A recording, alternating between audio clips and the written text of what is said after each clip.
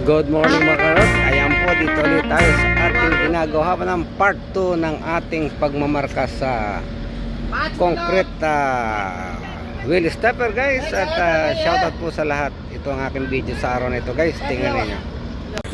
At mga kahardot, ito nga ang ating wheel stopper, concrete stopper dito sa ating car sheet. At nalagyan na po natin ito ng primer nung nakaraan. Yan, black na po yan.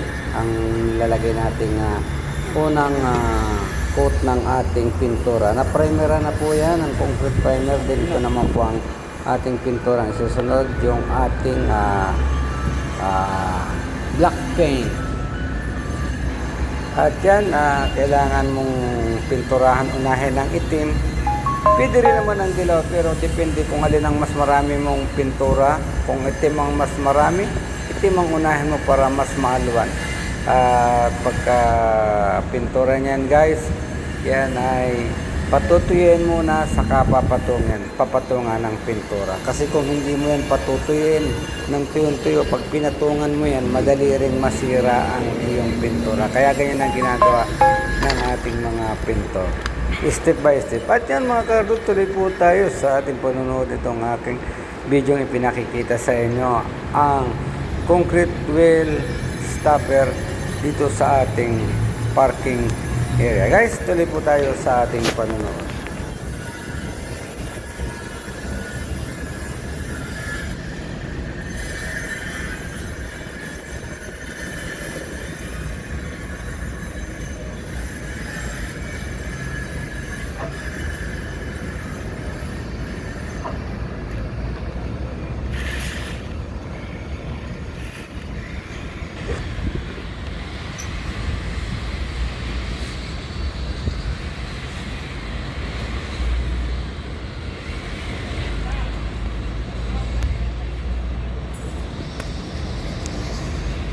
At ito nga mga karot, matapos na matuyo ang ating unang pintura ay minarkahan at nilalagyan na po natin yan ng masking tape. Dapat po lapat na lapat yung masking tape yan as per dun sa ating iminarka para po equal at hindi didikit ang mga gilid ng pintura. Yan po ang isa natin pamaraan dyan para mas maganda po ang ating pagpipintura ng kulay dilaw at itim.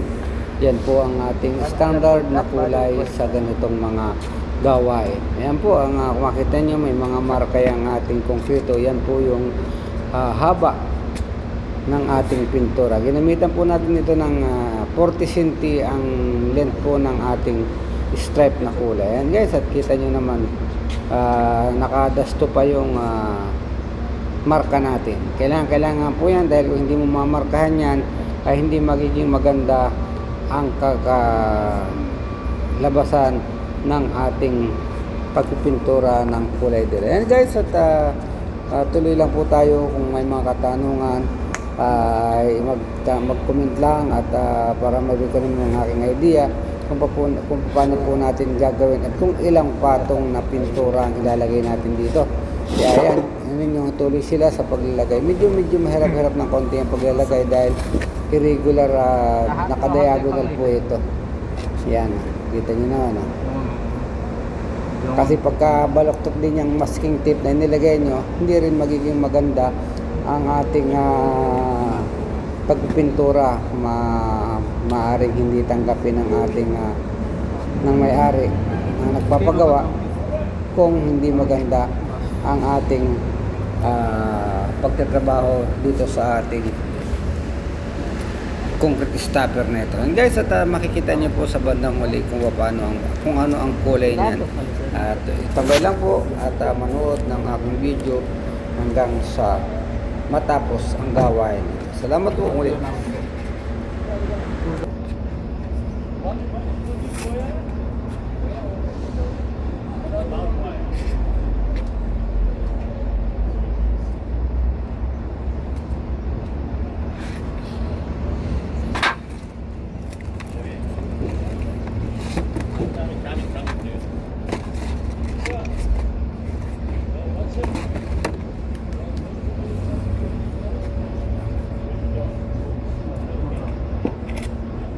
Sila na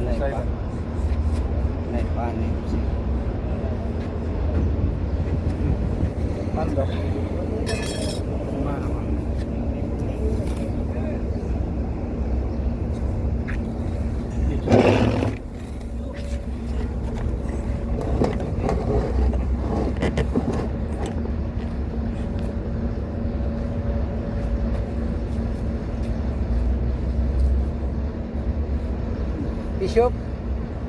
Shoop.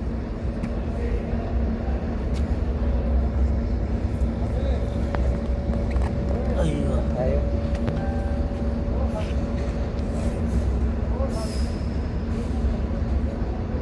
Bali take ada measurement. I will make measurement body mapi karban. Dia put ada plate body karban. So measure body. नाप इसको नाप ले, नाप को उधर कर ले। Silo ada meter ha. Body 30 plus. Ada pira के बिना body karban से. वो हो जाएगा, वो बाद में टचअप करेगा, बातचीत करेगा. बातचीत करेगा, इसके बारे में बातचीत करेगा। यार body नहीं पूरी मार्किंग है ना. तो टेप के मालूम नहीं है, गड़बड़ हो जाएगा, और जो फर्मा है उससे हो जाएगा आराम से। फर्मा कौन बना Why the sample? Ah, sama masalah sama sample.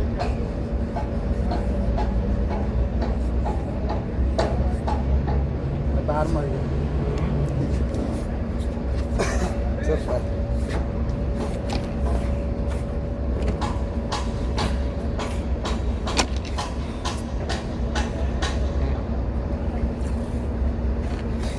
kita custom di baik बैठल नहीं है बैठावे के पड़ी इन्हें कौन मारेगा बोला?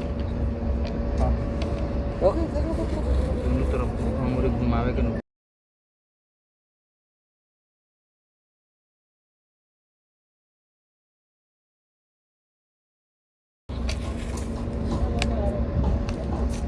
जो भेजो मोहन कमाओ खाली।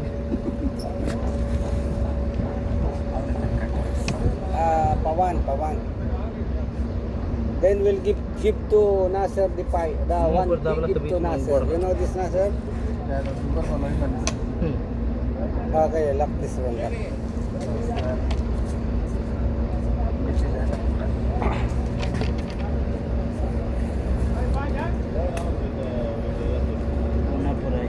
पीछे गया था वो।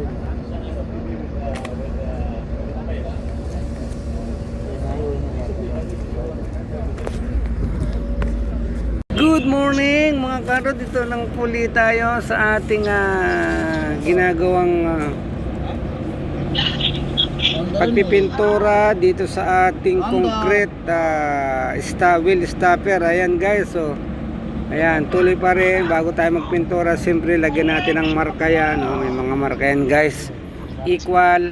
Siyempre kailangan lapat na lapat ang masking tape para maganda. At yun nga mga karot, makita mo sa dulo mayroon na tayong nilagyan doon na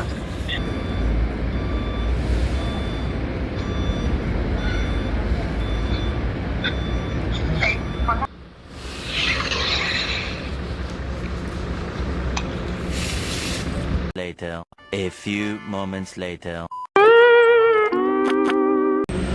at dito na mga karot, matapos na natin malagyan ng yan mga kardot, mas magandang gamitin ng brush kaysa roller yung unang apply. Concrete starter, yan po, dilaw po yan. Bali, dalawang patong po yan. Unang patong muna yan, pagka natuyo no, makauli natin papatungan ng pangalawang patong para medyo makapal po siya. Yan po, ganyan lang po ang discarding yan, hindi po natin mabibigla yan ng pagpipintura. Brush lang ang ginamit nila kasi kung roller, yung mahirap magpantay pagka roller.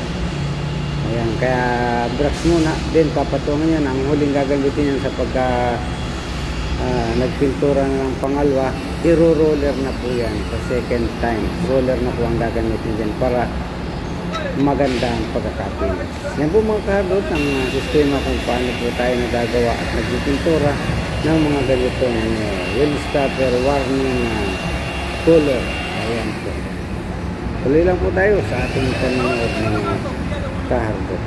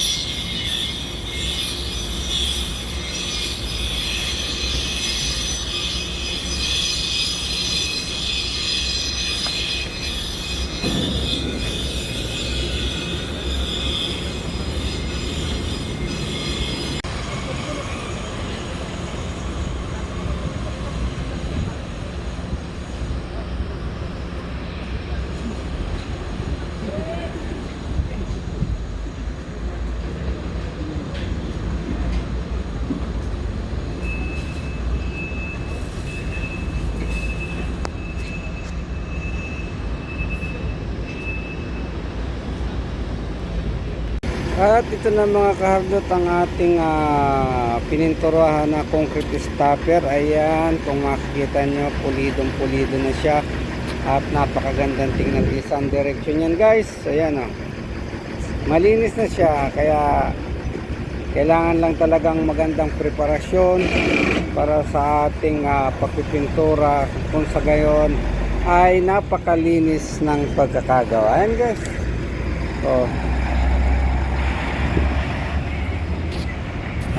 Channel Karot, maraming salamat po sa inyong panonood ng aking video ito. Kung kayo may mga katanungan, just comment lang po sa baba at para maibigay ko rin naman ang aking opinion. Salamat po sa inyong panonood. Hanggang dito na lamang. Ito po si Karot nagsasabing susulita mula sa bibig babas para sa kapwa. Ayan, bye bye.